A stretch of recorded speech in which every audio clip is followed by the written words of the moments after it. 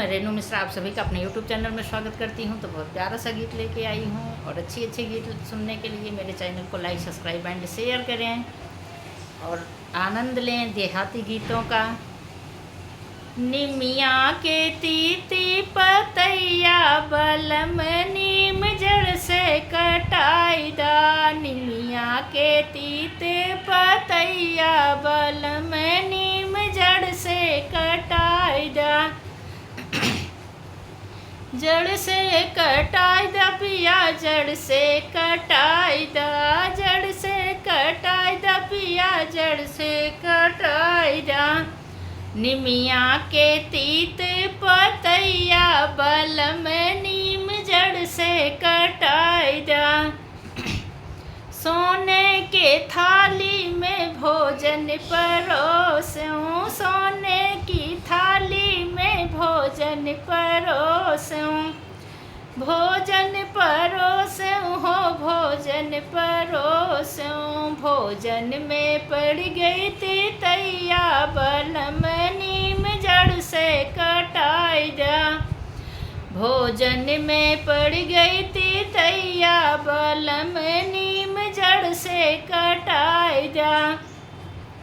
निमिया के तीती पतैया बलम नीम जड़ से कटाई दा। निमिया के तीते पतैया बलम नीम जड़ से कटाई दा।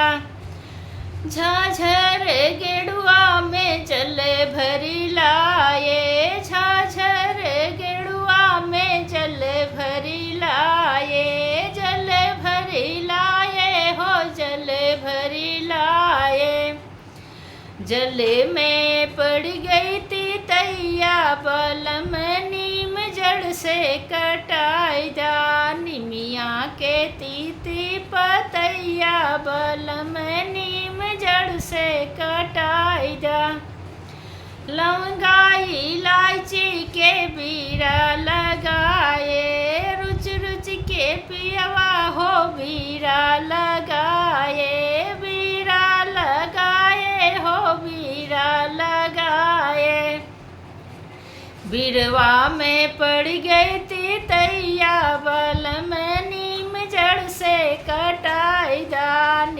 बिरवा में पड़ गई तीतैया बलम नीम जड़ से कटाई दा। निमिया के तीती पतैया बलम नीम जड़ से कटाई दा। फूला हजारी के सेजा लगाए। चुन चुन के फुलवा मैं सजिया लगाए। सजिया लगाए हो सजिया लगाए। सजिया पे गिर गई पतैया बलम नीम जड़ से कटाई दा।